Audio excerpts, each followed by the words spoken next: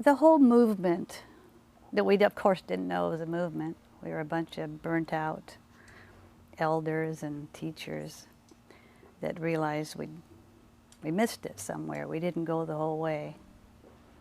We wanted to let God do it His way. And the first manifestation of that was when we met together. There was a tremendous breaking and conviction of sin and pride, and that we all thought we had so much to say, and we all came to the realization that we'd been talking so much that God didn't have a chance to talk at all. And if He did, it was so foreign we didn't even recognize it.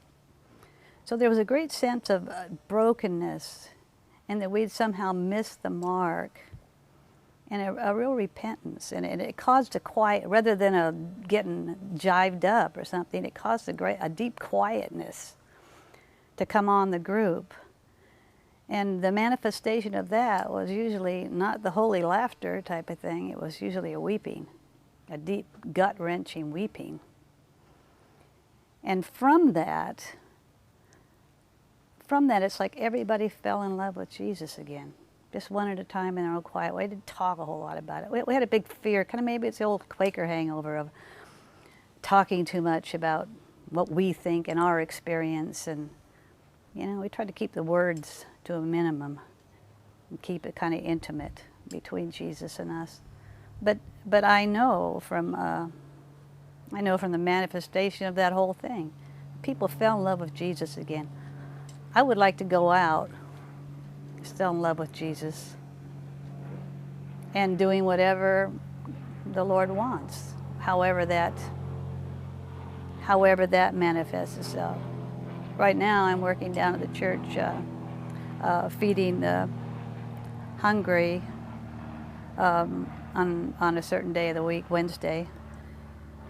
And I mean, for me it's perfect since my brain isn't firing on all cylinders anymore. I can't keep a thought longer than a few seconds, but yet I can still feed the poor and I can pray for them. And praying comes from a whole different part of the brain.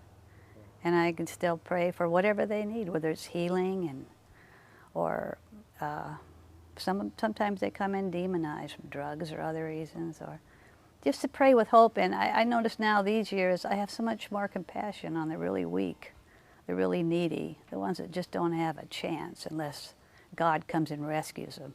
They don't need help, they need rescuing.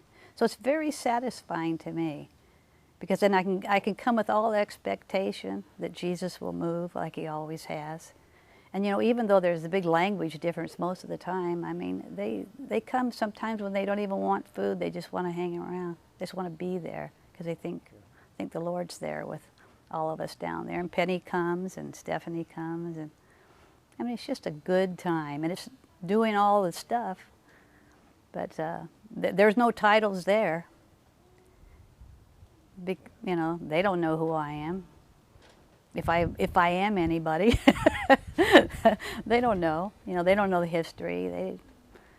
They just know these people. These are Christians. They help us. They bring Jesus. So that's how I want to go. I'm perfectly happy with my life as it is. And if I want to leave a legacy to anybody, I would like everybody to fall in love with Jesus the way I did. And really, that's where it all started, with all of us falling in love with Jesus.